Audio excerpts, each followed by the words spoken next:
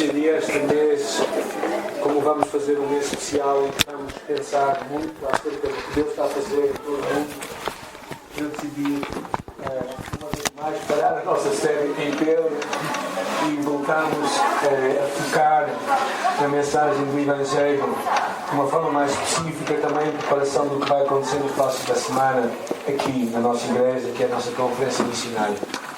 E enquanto estava a pensar nisso e a preparar para este tempo juntos, veio à minha memória a palavra lá em João capítulo 1, versículo 35. Vamos virar para lá, quem puder, João capítulo 1. Aquele episódio em que Jesus se encontra com os primeiros discípulos. E é um episódio muito interessante. Possivelmente já tinham visto Jesus, já tinham sabido de Jesus, alguns deles. E outros foram ali apresentados. João capítulo 1, versículo 35 até 51. Já encontramos? Quem encontrou diz graças a Deus. Quem não encontrou fica silencioso e continua à procura, está bem? Não desistam, não desistam. João está na Bíblia, no Novo Testamento, é um dos 4 evangelhos. João capítulo 1, versículo 35.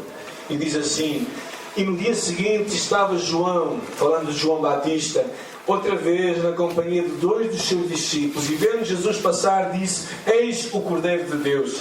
E os 2 discípulos, ouvindo dizer isto, seguiram Jesus. E Jesus, voltando-se e vendo que o seguiam, disse-lhes: o que buscais? E disseram-lhe: Rabi, que quer dizer mestre, onde assistes ou onde moras? E respondeu-lhes: vinde e vede. E foram, pois, e viram onde Jesus estava a morar. E ficaram com ele aquele dia, sendo mais ou menos a hora 10ª. Era André, o irmão de Simão Pedro, um dos 2 que tinham ouvido e testemunhado de João em seguida a Jesus. E ele achou primeiro o seu próprio irmão Simão, a quem disse: achamos o Messias, que quer dizer Cristo. E o levou a Jesus. Olhando Jesus para ele, disse: tu és Simão, o filho de João, tu serás chamado Cefas, que quer dizer Pedro. No dia seguinte, resolveu Jesus partir para a Galileia. Encontrou a Filipe, a quem disse: segue-me. Olha, Filipe era de Betsaida, cidade de André e de Pedro. E Filipe encontrou Natanael e disse-lhe: achamos aquele de quem Moisés escreveu na lei e a quem se referiram os profetas, Jesus o Nazareno, filho de José. E respondeu-lhe Natanael: de Nazaré pode ser alguma coisa boa? E respondeu-lhe Filipe: vem e vê. E Jesus viu Natanael aproximar-se e disse a seu respeito: eis um verdadeiro israelita em quem não há dolo. E respondeu Natanael: tu me conheces? E respondeu-lhe Jesus: antes que Filipe te chamasse, eu te vi, quando estavas debaixo da figueira. E então exclamou Natanael: mestre, tu és o Filho de Deus, tu és o Rei de Israel. Ao que Jesus lhe respondeu: porque te disse que te vi debaixo da figueira, crês? Pois maior coisas do que estas verás. E acrescentou: em verdade vos digo que vereis o céu aberto e os anjos do céu subindo e descendo sobre o Filho do Homem. Esta passagem fala acerca de seguir Jesus Cristo. E quando seguimos Jesus Cristo, vamos influenciar outros. E este é um episódio, claramente, da chamada dos primeiros discípulos de Cristo.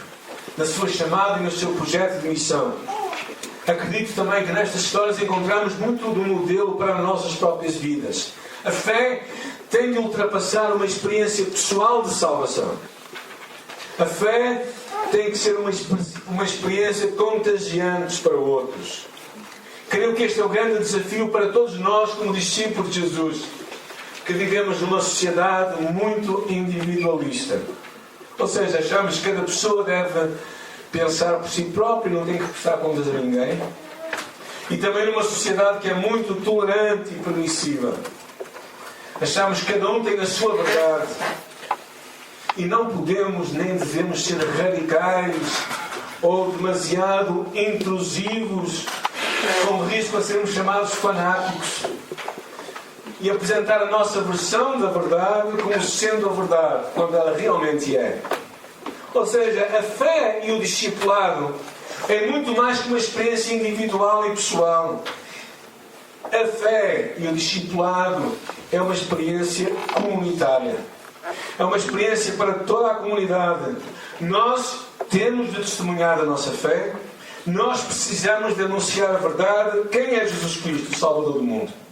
E há 4 princípios muito interessantes nesta passagem. A primeira delas é uma chamada para tu e eu reconhecermos a Cristo.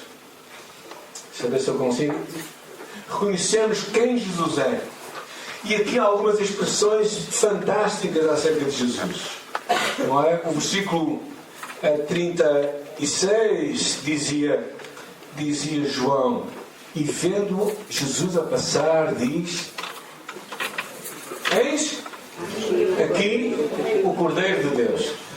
Quando ele falou isto, ele não estava falando de um animal. Porque é o Cordeiro de Deus? Porque era o Cordeiro que simbolizava o pagamento dos pecados das pessoas. Então, quando ele vem, Jesus vem, João Batista disse: eis o enviado de Deus, que vai tirar o pecado do mundo. Jesus Cristo, o Filho de Deus. Não há mais ninguém que possa tirar o pecado do mundo a não ser Jesus. Eis o Cordeiro de Deus. Ou seja, o único Cordeiro de Deus. Aquele que tem todo o poder para tirar o pecado de todo o mundo. E há muitas expressões aqui ricas, aqui nesta passagem, não é? Aquela expressão mais à frente, no versículo 41, aquele episódio em que quando André fala com o seu irmão Pedro e diz: eis que achamos o Messias.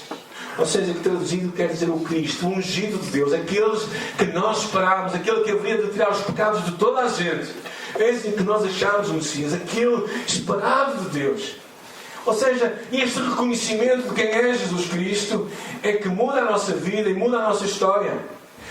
Mais à frente, neste episódio, é curioso, porque há muitas expressões que eu até passei à frente, mas no versículo 49, quando Natanael fala com Jesus, o que é que ele diz? No versículo 49, e diz: Rabi, quer dizer mestre, tu és o Filho de Deus, tu és o Rei de Israel.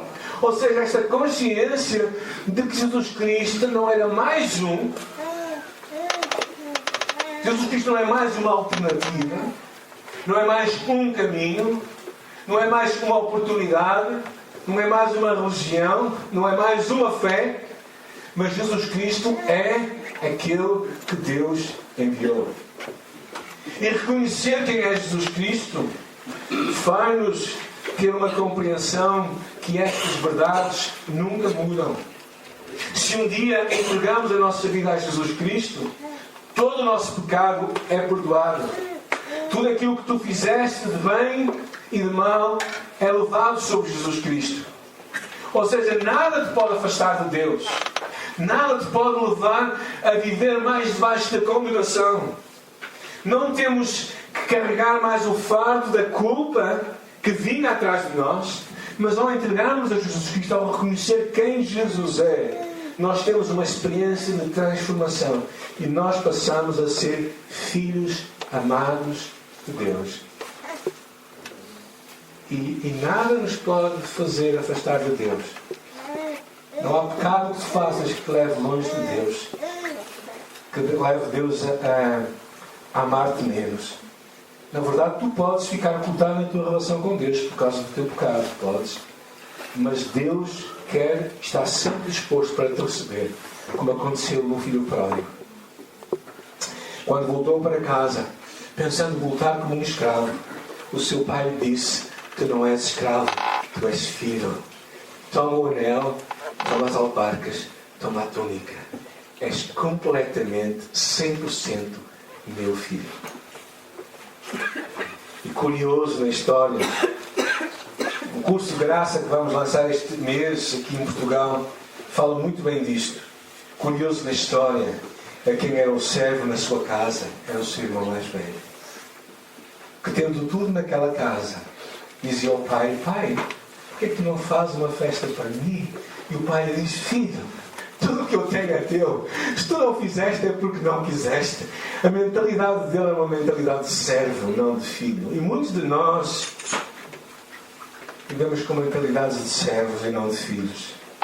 Não precisamos de viver mais debaixo da condenação quando reconhecemos Jesus Cristo. Somos chamados a viver a liberdade dos filhos de Deus. E Ele é o Cordeiro de Deus que tira o pecado do mundo. Todo o pecado do mundo. Como filhos de Deus, chegamos à presença do Pai. Sentamos à mesa e comemos tudo o que Ele tem para nós. Esta é a grande experiência do Evangelho. A experiência de que, quando nós conhecemos Jesus Cristo, percebemos que Ele é único. Não é mais um.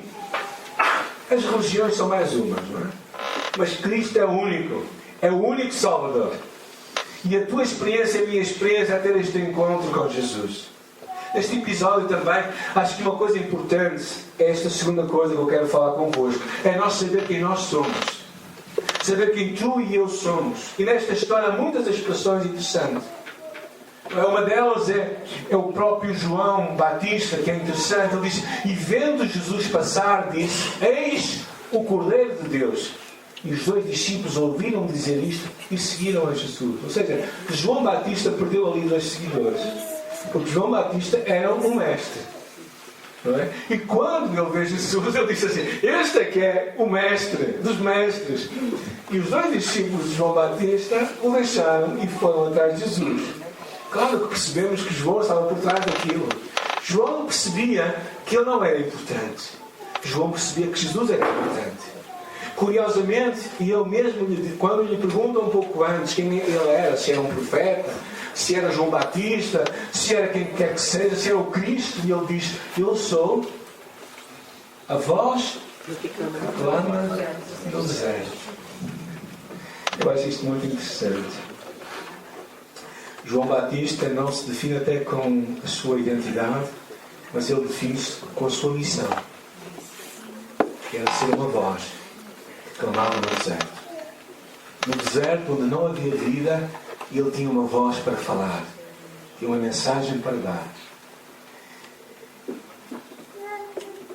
E também percebemos, não é, que quando ele lhe perguntavam, quando Jesus chega até ele, e ele diz assim, o versículo 27, que nós não lemos, falando acerca do Messias que havia de vir, que era Jesus, ele diz: aquele que vem após mim, do qual eu não sou digno, desatar-lhe as correias das sandálias. Na casa de um judeu, o serviço de um escravo era lavar os pés às pessoas que chegavam. Os homens hoje cheiram um bocado mal nos seus pés. Quem é que cheira mal os pés? Quem somos honestos? Ok. O meio naquela altura era um pouco pior, gente, ok? Naquela altura era um pouco pior. Eles andavam a pé. Eles passavam muito. E por isso em casa sempre havia alguém. Ou um escravo, ou um servo, um empregado. E o mais humilde dos empregados tinha a responsabilidade de lavar os pés. João Batista diz que ele não era digno de ter o trabalho de um escravo. Eu acho que nestas expressões, e mais à frente, o que ele diz é muito interessante. Quando lhe começam a dizer os seus discípulos: ó João, olha que há mais gente a seguir Jesus do que a ti. Não ficas preocupado? E ele tem uma expressão que eu acho fascinante: convém que Jesus cresça e que eu diminua. Isto tem-me feito muito pensar esta semana. Tu e eu gastamos muito tempo, às vezes, em nos promover, em nos defender, em nos protegermos a nós mesmos. Gastamos, às vezes, muita energia para promover a nossa imagem, mostrando que conseguimos ser pessoas aceitáveis. E então procuramos, através daquilo que conseguimos fazer, ou através dos nossos títulos, mostrar a importância que nós temos. Às vezes o nosso ministério para Deus, até os nossos títulos pessoais, a nossa imagem é tão importante que nós a defendemos a todo custo. E esquecemos que verdadeiramente a nossa chamada é sermos promotores da imagem de Jesus. Eu acho que necessitamos de assumir a nossa missão como João Batista assumiu. Uma voz no deserto. Precisamos de perceber que Cristo tem que ser o foco da nossa vida, não nós próprios. Há pessoas que só olham para aquilo que elas fazem. Esquecem-se que o foco é Jesus. Cristo convém que Ele cresça. E esta segunda parte é um pouco mais humilde.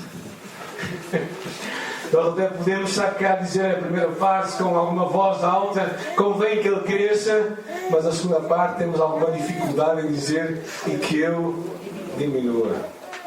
Porque todos nós lutamos muito para a nossa autoimagem. Hoje corremos até no meio evangélico, andamos muito atrás de títulos, reverendos. A mim já me chamaram reverendo.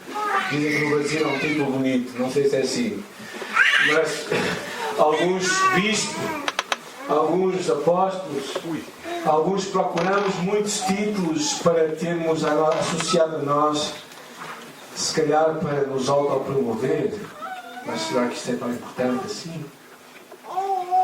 Será que é tão importante defendermos até o nosso próprio ministério? Se o ministério é de Deus e é de Cristo? Olhar para Jesus, para João Batista, percebo que o mais importante, e para toda aquela história, que o mais importante é nós perceber que acima de tudo eu e tu somos filhos de Deus. E vivemos esta identidade com toda a liberdade de sermos filhos. E acho que o que precisamos de aprender é aceitar o que Deus tem para nós. Como João Batista percebeu isto, não é? Que humilhar-nos significa aceitar o que é a sua vontade para a nossa vida e abraçá-la com todo o nosso entusiasmo. Saber quem nós somos dá-nos... Saber que somos filhos de Deus, que temos uma missão como testemunhas de Jesus, dá-nos um descanso grande na vida. Não precisamos de impressionar ninguém. Houve muito tempo na minha vida, como pastor, em que eu pensava que o meu trabalho era impressionar pessoas. Mas não. O meu trabalho é agradar a Cristo. Por isso, as pessoas são importantes, claro que sim. Nós vivemos em comunidade, devemos respeitá-las, buscar o bem delas. Mas o meu papel não é cumprir a agenda das pessoas, nem cumprir a agenda que muita gente às vezes tem para a igreja, mas é cumprir a agenda que Deus tem para a nossa igreja. Houve muitas alturas na minha vida pessoal em que eu me preocupava muito com aquilo que os irmãos pensavam acerca de mim. Ou às vezes eu queria impressionar os outros por conseguir isto, mais aquilo. Não sei se vocês tiveram estes problemas na vossa vida. Eu já tive. Ok. Olha, se isso é um problema pessoal. Mas às vezes, e houve muitas alturas da minha vida em que eu lutava para mostrar a minha imagem. Não é? E mostrar as minhas conquistas, fazer quase um rol de conquistas que eu tinha feito. E de uma forma mais ou menos pseudo-humilde, mostrar o que Deus fez através de mim. Porque às vezes, quando nós ouvimos alguns testemunhos e tal, pessoas terminam assim: isto foi Deus que fez através de mim. Mas se calhar percebemos que a pessoa não foi muito honesta quando disse aquela última frase. Há muito orgulho. E eu digo-vos, de vez em quando isto acontece comigo. Não sei se acontece convosco. Eu acho que uma das razões pela qual Deus nos fez passar por tantas lutas enquanto estávamos a construir este lugar foi para nos manter humildes. E para nos dizer assim: se eu não for convosco, vocês estão, desculpem a expressão, tramados. Vocês vão ficar perfeitamente enrascados, não vão sair daí. E às vezes Deus faz isto. É por isso que é interessante aquela expressão da palavra de Deus que diz que a graça de Deus, o meu poder se aperfeiçoa na fraqueza. Porque quando sou fraco, aí sou forte. E João Batista é muito interessante. É um homem que não diz nada acerca dele. E Jesus mais à frente diz que entre homens não houve ninguém semelhante a ele. Imaginem, uma pessoa que pensa assim dela e o Filho de Deus diz não, e ele, como ele não ouve ninguém. Quem gostaria que Deus dissesse o mesmo de nós? Assim, eu gostaria. Eu gostaria. A terceira coisa que eu acho interessante é esta chamada para conhecer Jesus de perto. Reparem bem o episódio, no versículo 38, que diz assim: e Jesus, voltando-se e vendo que o seguiam, disse-lhes: que buscais? E disseram: Rabi, que quer dizer mestre, onde assistes ou onde moras? E Jesus lhe respondeu, no versículo 39, diz: vinde e vede. Mais à frente diz a mesma coisa, naquela conversa de Natanael com Filipe, quando disse: vem e vê. Esta ideia de ver onde Jesus morava é muito interessante. Porquê? Porque a casa é o lugar de intimidade maior que nós temos, não é? Nossa casa. E Jesus convida os discípulos, aqueles dois seguidores de João Batista, que diziam: onde é que tu assistes? Onde é que tu moras? Ele diz: venham à minha casa, venham ver. E chegaram à casa dele e ficaram lá a dormir. Ou seja, Jesus percebe que conhecer Jesus de perto implica proximidade. Tu não podes conhecer Jesus à distância, por Skype, ok? Nem por todos os mecanismos do WhatsApp e essas coisas todas que acontecem nos dias de hoje, não é? Ou seja, não podes conhecer Jesus assim. Jesus conhece estar perto, por isso é que ele disse: vem e vê onde é que eu moro. Isaías diz: busquei ao Senhor enquanto se pode achar e invocai enquanto está perto. Discipulado tem muito a ver com esta proximidade. Esta proximidade, intimidade e amor. A proximidade que vem de estarmos perto. Como é que tu podes estar próximo de Jesus? Como é que tu podes ouvir o que Ele tem para a tua vida? Eu acho que uma das coisas é desenvolvermos naturalmente hábitos importantes na nossa caminhada com Deus, como ler a palavra de Deus, como falar com Ele. E como durante o dia ter uma atitude de atenção para Deus, não é? Estarmos atentos ao que Deus tem para nós. Estarmos sintonizados com Ele. Estarmos a pensar nele. Estarmos a pensar: se Ele estivesse comigo nesta hora, o que é que Ele faria? O que é que Ele diria? Esta é uma ideia muito interessante. Ou seja, amor nasce de ver onde Jesus está. Estar próximo, ouvir os sussurros de Deus para nós. Escutar a sua voz. Orar e apreciar, estar em silêncio perante Deus. E conhecer Jesus de perto é estar assim com Ele. E discipulado não é somente saber coisas, é viver perto dele. E isso é a tua responsabilidade, a minha responsabilidade. E agora, vamos para o último desafio, que eu acho que é nesta passagem. Depois de termos falado acerca de reconhecermos Jesus, depois de falar acerca de sabermos quem nós somos, de conhecermos Jesus de perto, vamos ver esta última coisa que é importante, que é testemunhar a nossa fé em Jesus. Dizem que vai chamar as crianças, mas só daqui a 10 minutos, não é? Não dizes aí, eu não posso dizer. Obrigado. A importância de testemunhar a nossa fé em Jesus é muito importante. É interessante aqui, eu estive a ver que este episódio tem 3 episódios de pessoas que estão a testemunhar a sua fé. A primeira delas é o episódio com João Batista. No dia seguinte, João estava outra vez ali e 2 dos seus discípulos, vendo Jesus a passar, disse: eis o Cordeiro de Deus. E os 2 discípulos ouviram-no dizer isto e seguiram a Jesus. É muito interessante que João Batista percebeu que a sua responsabilidade urgente era partilhar esta mensagem com os seus discípulos. E fez isto de uma forma completamente desprendida. Falou com os 2 discípulos que ele tinha e disse: aqui está o Salvador do mundo. João capítulo 1 fala acerca disso. O segundo episódio é muito interessante, é o episódio de André. Reparem bem André. O versículo 41 que está ali, não é? E este achou primeiro a seu irmão Simão e disse: achamos o Messias, que quer dizer o Cristo, que levou a Jesus. André foi aquele que foi responsável por pegar em Pedro, Simão, Pedro, e pega em Pedro e disse: anda, vem conhecer Jesus. E ele não fez isto quando? Quando é que ele fez isto? Ele teve a pensar muito, esteve a orar muito. O que é que ele fez? De imediato. O terceiro episódio também é interessante. É o episódio com Filipe. Quando Jesus fala com Filipe, diz a palavra que Filipe achou Natanael e lhe disse: eis que achamos aquele de quem Moisés escreveu na lei e os profetas, Jesus de Nazaré.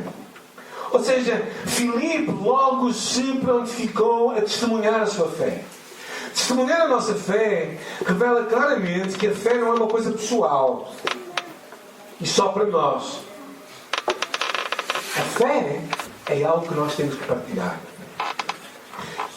Porque a fé é como se tu estivesse a descobrir um tesouro precioso. Imagina que tu estavas a fazer uma pesquisa. Há aqui uma irmã nossa que está estudando uma bactéria que eu agradeço que ela descubra qual é que é, a Helicobacter. E a descobrir os efeitos da Helicobacter faz no corpo humano. Já tive alguns arranjos na vida por causa da Helicobacter. E então, espero que ela, se um dia descobrir alguma coisa significativa, que ela revele a toda a gente. Porquê? Porque as grandes descobertas têm que ser partilhadas. Particularmente quando elas podem trazer o bem-estar para tanta gente. Quando tu conheces Jesus Cristo, tu não podes guardar só para ti. Obrigatoriamente tens de compartilhar esta fé. Tens que anunciar em voz alta aquilo que tu acreditas. Claro que há pessoas mais explosivas, outras mais recatadas, mas não podes guardar só para ti. Testemunhar de Jesus é algo fundamental na nossa vida. E se nós olharmos aqui para este modelo das Escrituras, é muito interessante. Há aqui alguns princípios básicos. O princípio, primeiro, de dar importância a Jesus. O princípio de falar com os amigos e os familiares, aqueles que estão mais perto de nós. O princípio de compartilhar o que tu já descobriste. Não falas de uma coisa de boca para fora, mas algo que tu já viveste em tua vida. Também é muito interessante quando as pessoas começam a discutir argumentos. Versículo 46. Natanael começa num argumento com Filipe e disse: mas será que alguma coisa boa pode vir daquela terra, Nazaré? Nazaré ele tinha lá boa fama. Eram os provincianos, os parolos, vamos por assim. E basicamente ele disse: não pode vir coisa boa dali. E é interessante o que Filipe faz, é muito sábio. O que é que ele diz? Versículo 46. Eu podia começar a discutir. O que é que ele diz? Vem ver. Ou seja, contra factos, argumentos. Ou seja, desafia as pessoas a investigar elas próprias. Não começa a argumentar muito, não começa a discutir demasiado. Ontem tiveram um dia do abraço, não foi? Se calhar o pessoal começou a discutir, não? Ia começar a discutir, não é? Alguns com medo, não é? Mas um abraço não custa nada.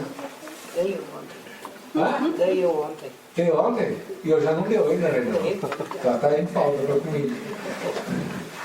E a terceira coisa é não perder tempo. Então eu quero te encorajar nesta manhã a começar desde já a dizer: vamos falar de missões na próxima semana. Quando falamos de missões, as pessoas começam logo a desligar. Isto é para os missionários. Não. Isto é para ti e para mim. Okay? Para todos nós. Nós somos os missionários de Deus. Amém. Nós somos as testemunhas de Deus. E o meu encorajamento, primeira coisa, olha ao teu redor. Quem são as pessoas que Deus põe à tua volta? Quem são os teus familiares, os teus colegas de trabalho que não conhecem a Deus? Não penses... Vamos abençoar a Algéria na próxima semana, amém? Amém? Amém? Ok, vamos dar uma oferta generosa. Eu quero dar uma oferta generosa porque quero que o meu dinheiro conte para a eternidade. Sinceramente, quero que o meu dinheiro conte para a eternidade de algumas pessoas. Mas a Algéria fica muito longe de nós. mas se calhar à tua volta estão pessoas que precisam de Jesus. Interessante que Deus ultimamente tem incomodado o meu coração para com uma pessoa que eu não vou muito à bola. Um vizinho meu. E Deus começou a tocar no meu coração, a dizer: é por ele que eu quero que tu ores. E eu quase que disse a Deus: mas logo este? Não pode ser outro? Não. É este que eu quero que tu ores. Então olha ao teu redor. Segunda coisa, ora. Pede a Deus oportunidades.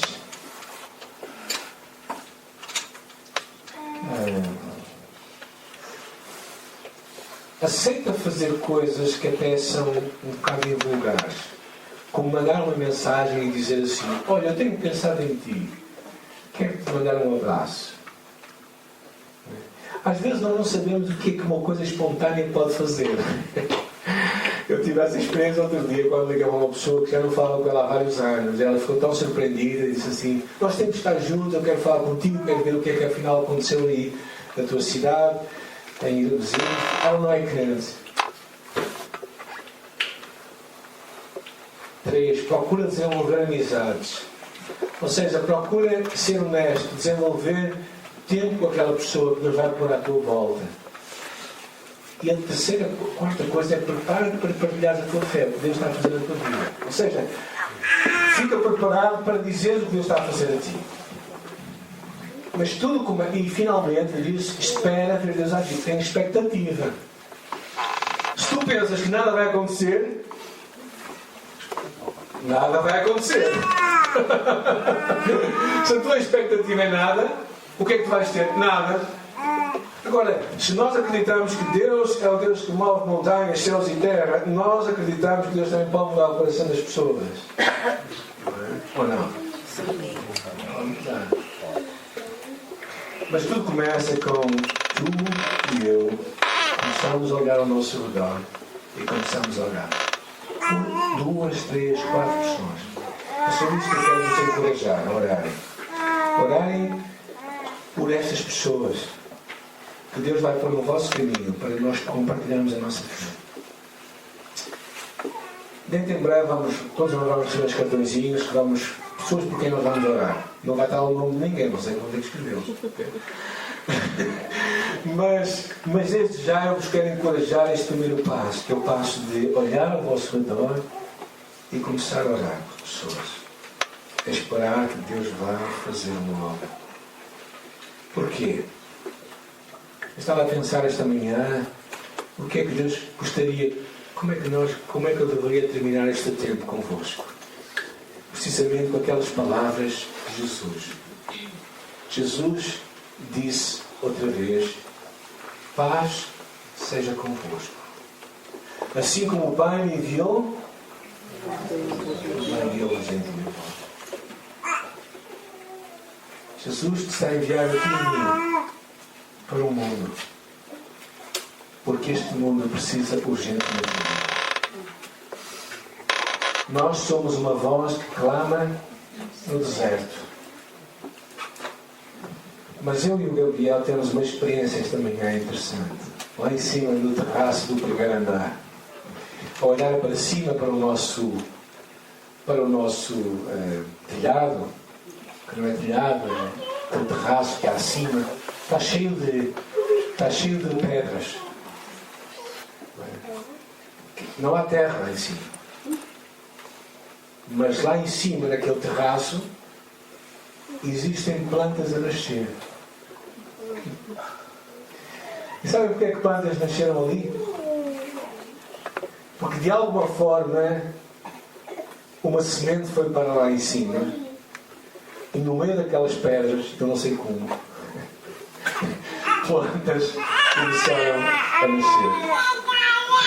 E isto eu acho que é um episódio impressionante para ti e para mim. Para nós querermos e vermos este Deus que está a agir no deserto e esperarmos verdadeiramente que assim como o Pai enviou Jesus Cristo, Cristo também nos envia a nós para irmos e fazermos discípulos. E é a tua oportunidade, é a minha oportunidade. Não é? Nós também, como igreja, daqui a 2 semanas vamos estar envolvidos em projetos missionários fora da nossa igreja local. Vamos estar no dia 12 e dia 13 em Fátima. E estou a pensar em ir, devem falar com o Rosário. E no dia 14 vamos estar em Sernancelho e Penedono. Devem falar com o Jorge acerca disto. Porquê que vamos? Porque acreditamos que a semente da palavra de Deus vai produzir mudanças em vidas.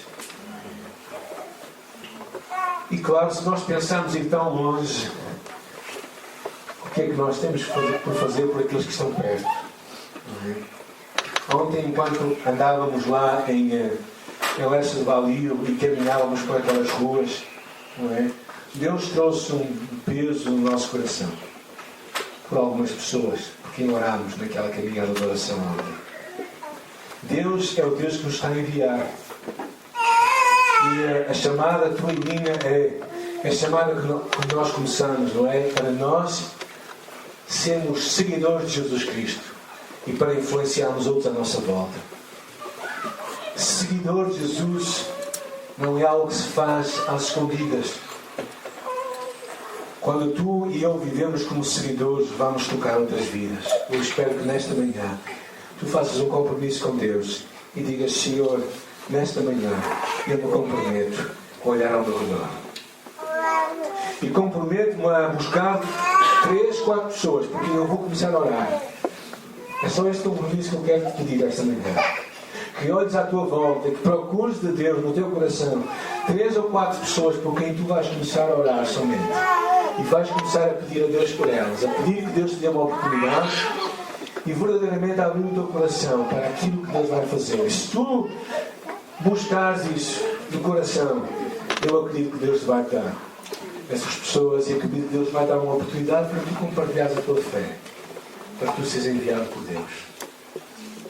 Senhor, oramos que esta palavra que é tua possa ficar na nossa vida e no nosso coração. Oramos, Pai, para que este empenho que os primeiros discípulos tiveram quando te seguiam e começaram a ver o movimento de Deus à sua volta. Senhor, oramos para que tudo isto nos possa também nós mobilizar como filhos de Deus, como discípulos de Jesus, a abrir os nossos olhos e a crer naquilo que tu vais fazer também à nossa volta. Eu quero desde já, Senhor, olhar ao meu redor. Eu quero desde já abrir os meus olhos para a minha volta e começar a orar por 2, 3 pessoas que tu queres que eu partilhe a minha fé.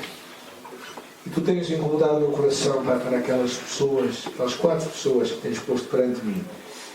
Eu oro, Senhor, por cada uma delas. Oro que tu me dês uma oportunidade para partilhar a minha fé com elas.